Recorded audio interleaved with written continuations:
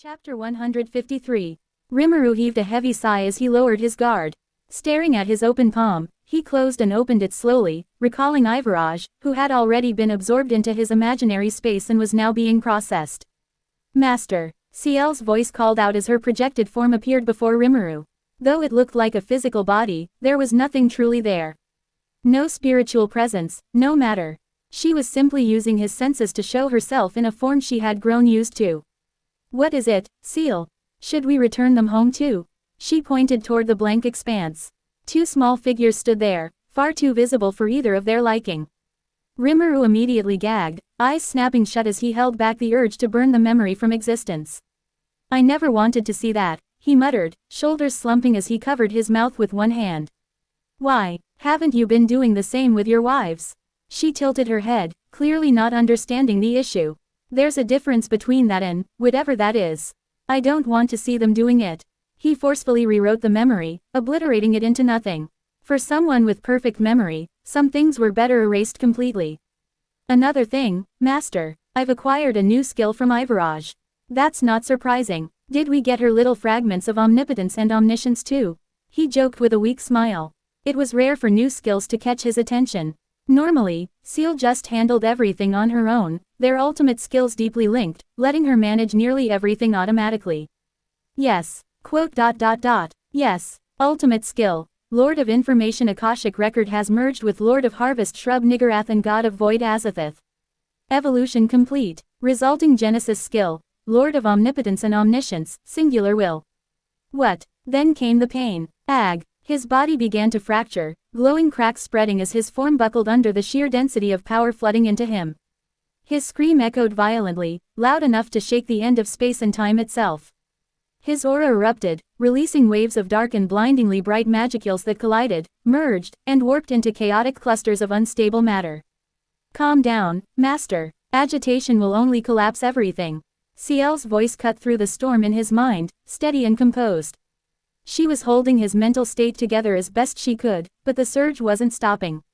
Visions, sounds, concepts, everything poured into him, collapsing and rebuilding reality within his soul.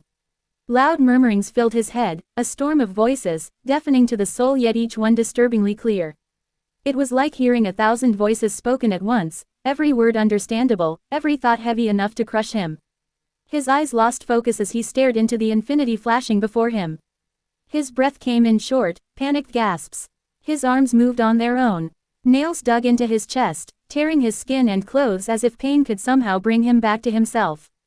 Ah! Fragments of raw material appeared in the void. The minerals formed for less than a second before collapsing.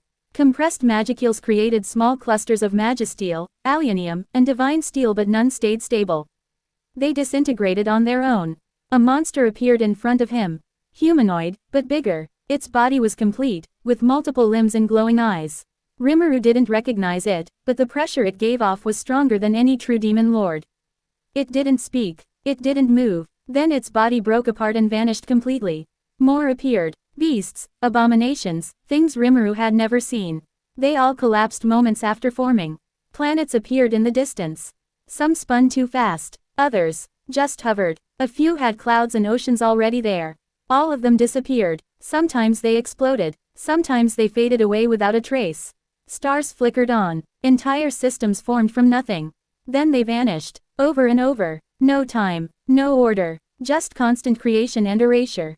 Empty. Full. Empty again. And through it all, Rimuru screamed.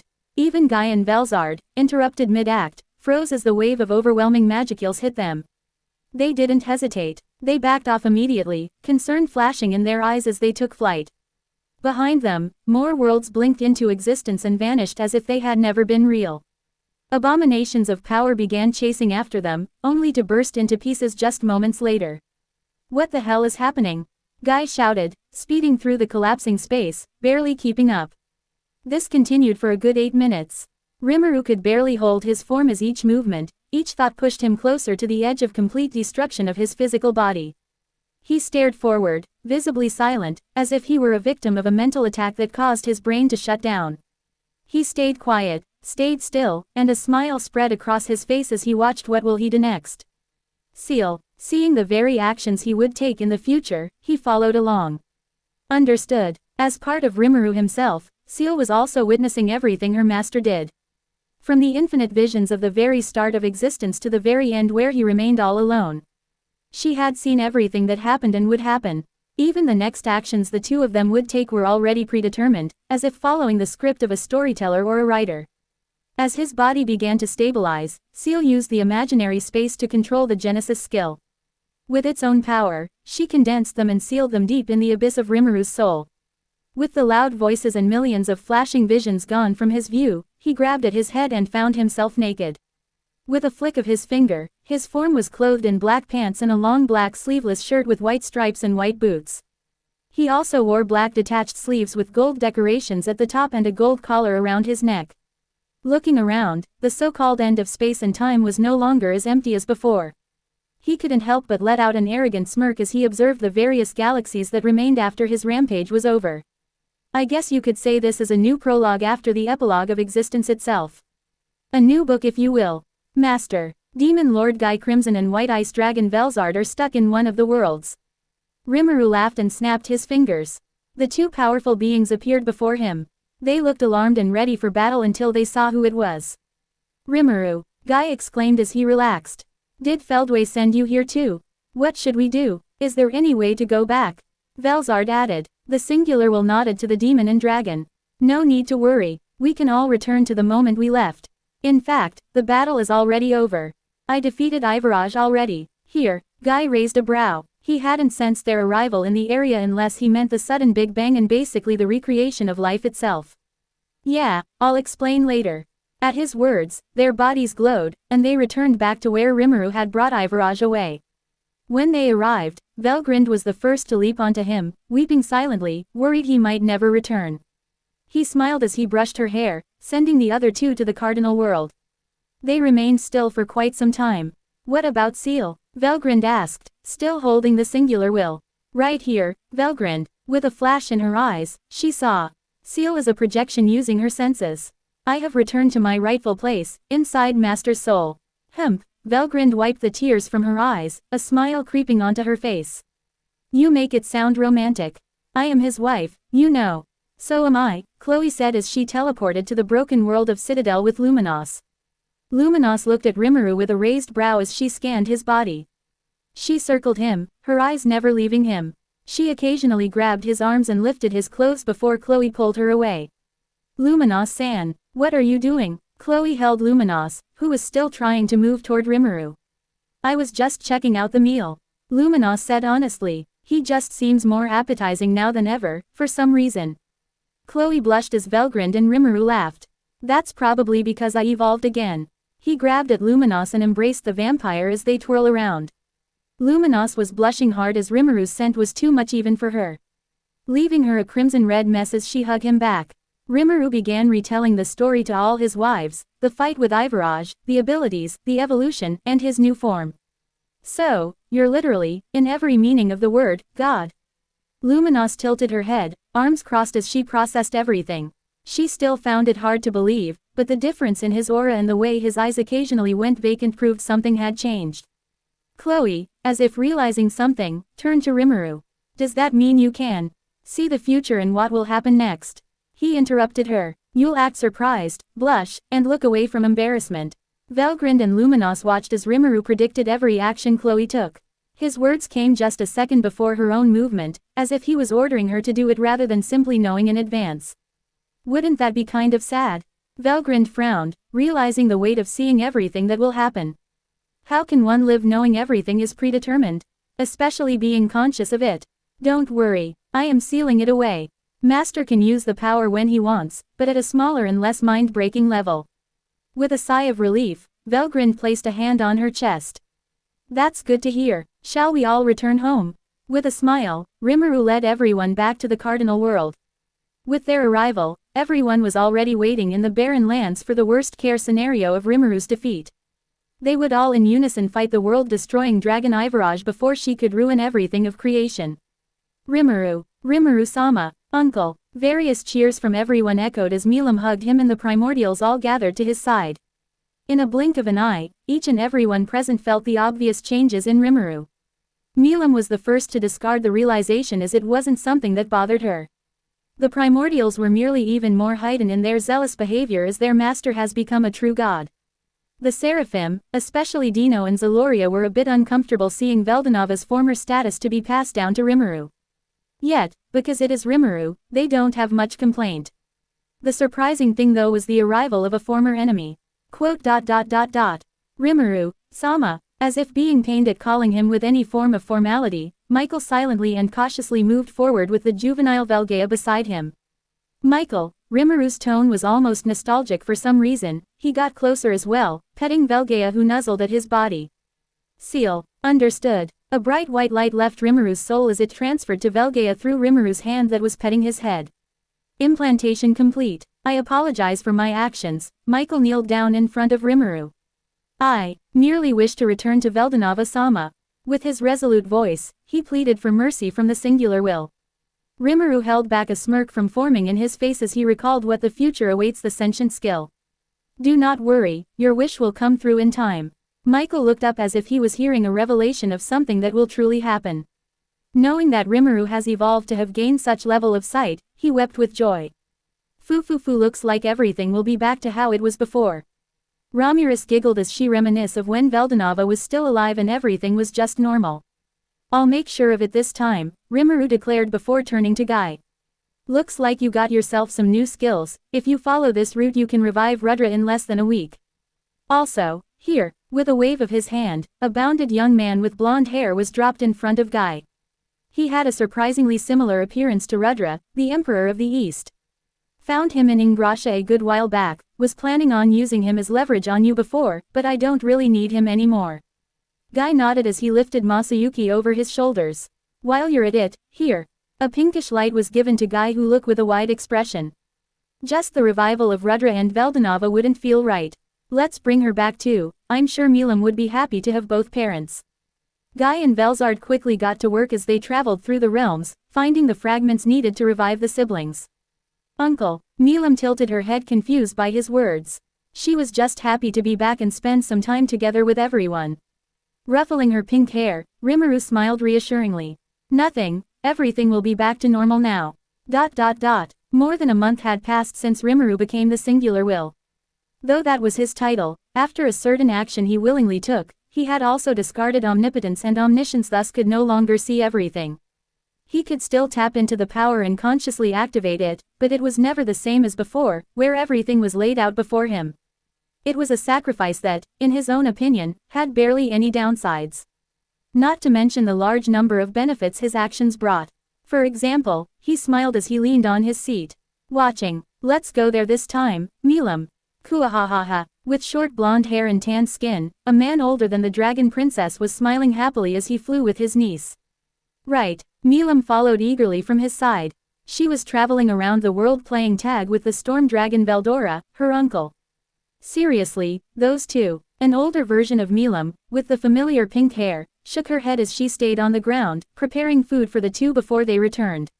Let them have some fun, Lucia, said her older brother, Rudranaska, as he sat leaned back in his seat on the veranda.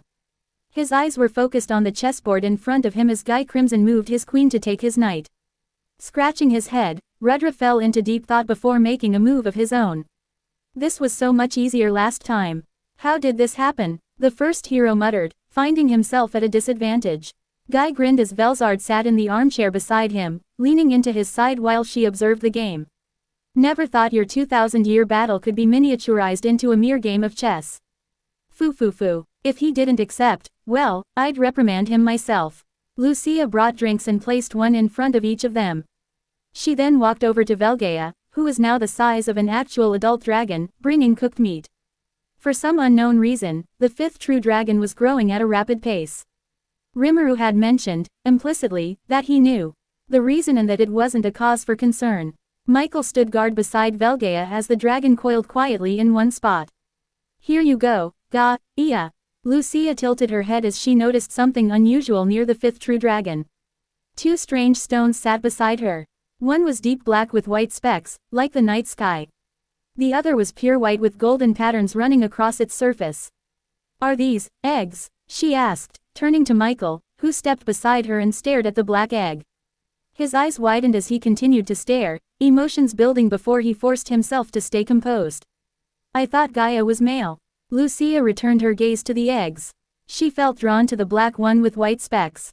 It reminded her of something, of someone. Black hair as dark as night itself. White specks like stars scattered across the sky. The familiar face, the smile, and the touch. She knelt down and gently picked up the black egg.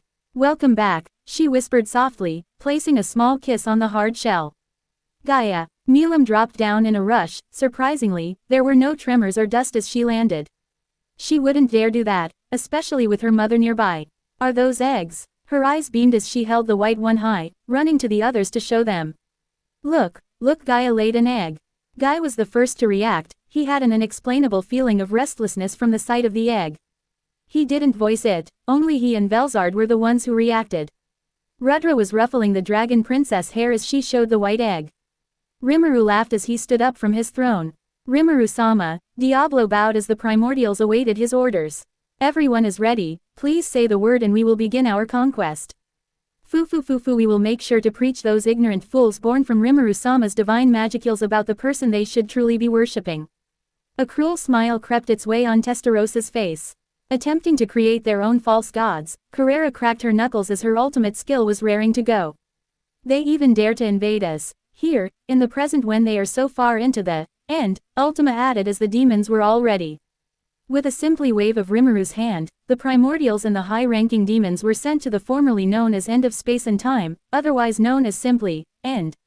With the galaxies that remained back then, life and sentience were birthed as they slowly began to harness the powers they got. Even managing to manipulate the concept of time and space, albeit imperfectly.